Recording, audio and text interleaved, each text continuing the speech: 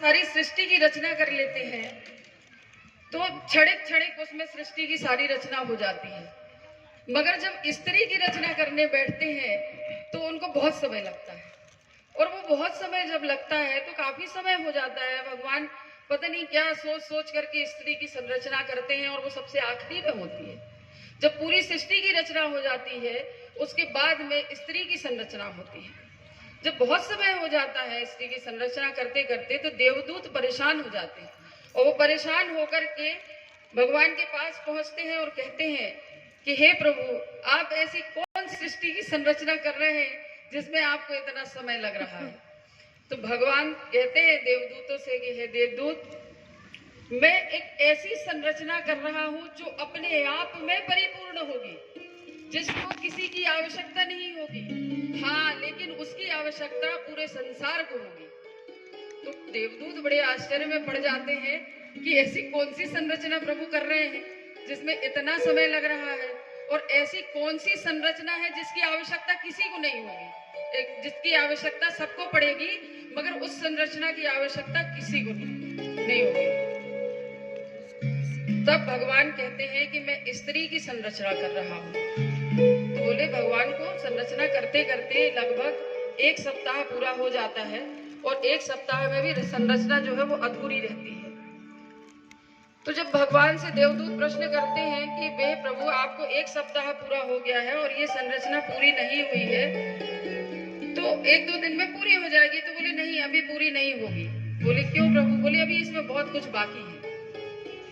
बोले क्या बाकी है? तो देवदूतों को जब अंदर से एक चाह होती है ना, हमको कोई चीज कोई बताता है तो लगता है कि नहीं, उसके पास में जाकर के हम देख लें और पूछ लेंगे क्या चीज है। तो जब वो स्त्री की संरचना जहाँ प्रभु कर रहे थे तो वहां जाकर के उन्होंने स्त्री के, जो भगवान ने इतना शरीर तो उनका बना ही दिया था, और जब स्त्री की संरचना कर रहे थे तो उस समय उनके देवदूतों ने उनके गालों में जाकर के हाथ जब लगाया तो उनको ये आभास हुआ कि स्त्री तो बहुत ही कोमल है, बहुत ही सहज है। तो ये इतनी कोमल है और प्रभु कह रहे हैं कि इसको पूरे संसार में, पूरे ब्रह्मांड में किसी की आवश्यकता नहीं होगी, ये कैसे संभव? देवदूतों के मन में एक प्रश्न आया और पुनः भगवान से वो प्रश्न करते हैं कि हे प्रभु, ये तो बहुत ही कोमल है, बहुत ही सहज समझ में आ रही है और आप कह रहे हैं कि किसी की आवश्यकता नहीं होगी। तो भगवान कहते हैं कि देवदूत, ये जितनी कोमल दिख रही है ये उतनी कोमल है नहीं, ये उतनी ही ताकतवर और उतनी ही मजबूत है अंदर से। इसको बनाने में इसीलिए मुझे समय लग रहा है, क्योंकि जो चीजें हमने, जो सृष्टि में जो जो कुछ भी बनाया है, वो सारी की सारी चीजों को सबकी आवश्यकता पड़ेगी, मगर एक स्त्री ही ऐसी मेरी संरचना है जिसको किसी की आवश्यकता नहीं पड़ेगी। बातें चलती रही, प्रश्नोत्तर चलते रहे, प्रश्न चलते चलते जब ये हुआ कि उन्होंने जाकर के ये कहा, तो फिर ऐसे में तो जब ये इतनी सुकोमल है और इतनी कोमल है तो इसको पुरुष की आवश्यकता भी पड़ेगी। बिना पुरुष के तो ये कुछ नहीं कर सकती, इसका संरक्षण भी होना चाहिए।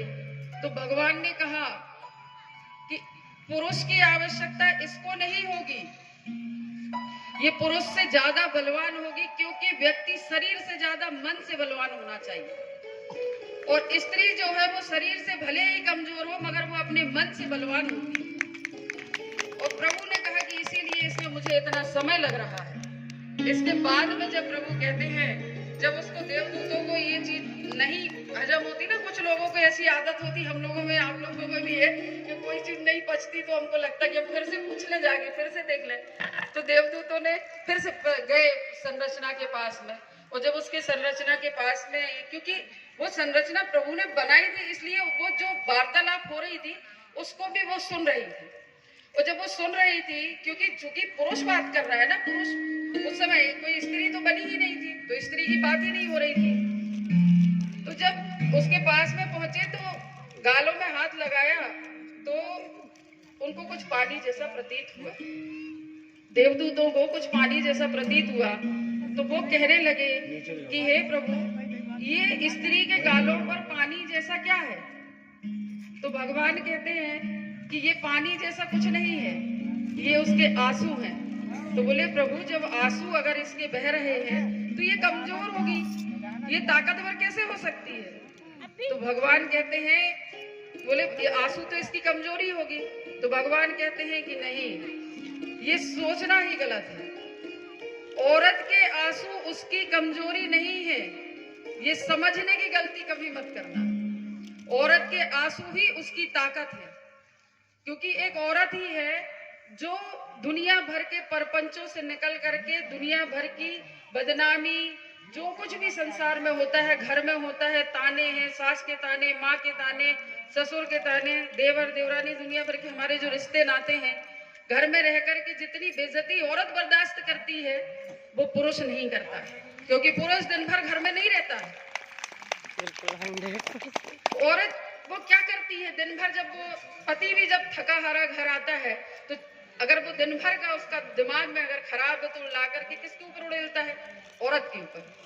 फिर उसके पास क्या चारा रह जाता है, मारेगी तो नहीं, पति को मारेगी तो नहीं, लेकिन हाँ वो बेचारी अपने कोने में जाकर के कहीं अपने आंसुओं को बहा लेती है, और बहाने के बाद पुनः दूसरे दिन उसी ऊर्जा के साथ में फिर अपने गृह कार्य में लग जाती है, और उसी तरह से प्यार देती है सबको, बिना छल बिना कपट के।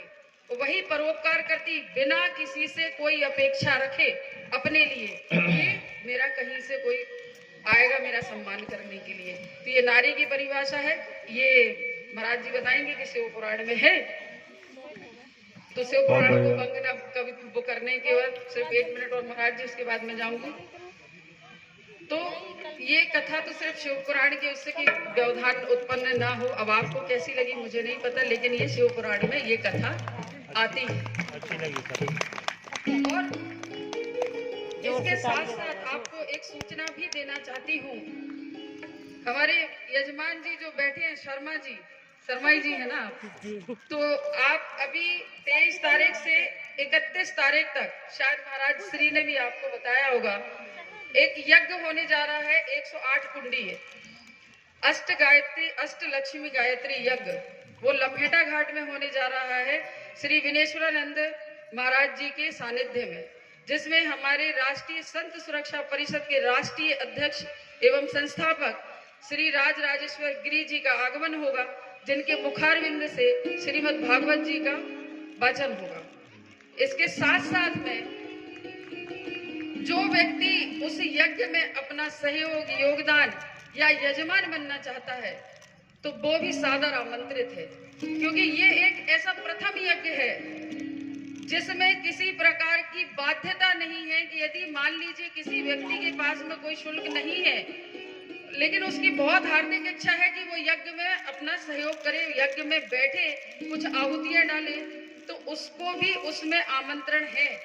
वो नहीं दे पाता है कोई बात नहीं, परंतु वो यजमान बन सकता है। ठीक है ना शर्मा जी? तो और मुख्य यजमान हमारे शर्मा जी ही हैं, इसलिए इनसे यहाँ के क्षेत्रवासी जो है वो संपर्क कर सकते हैं। मुझे व्यासपीठ से इतना कहने के लिए जो आज्ञा मिली उसके लिए व्यासपीठ का पुनः धन्यवाद। ये सब कह करके और एक बार जोर से मेरे साथ नारा लगा दीजिए, जय जय श्री राम, जय जय श्री राम, और जोर से जय जय श्री राम, जय श्री राम, जय जय श्री राम, जय जय श्री राम। बोलिए शंकर भगवान की जय हो। बहुत बहुत धन्यवाद लता जी, आपने हमारी बहनों को बहुत अच्छा रास्ता बताया। और हम चाहते थे कि कहते हैं कि माताओं को कोई माता ही समझा सकती है, वैसे तो माताओं से भगवान भी हार गए हैं, है ना, समझा के। लता जी 1 मिनट, लता जी, सीमा चौहान जी जल्दी आइए। भजन, एक भजन होगा, उसके पश्चात भगवान के और विवाह के भजन की चर्चा की जाएगी।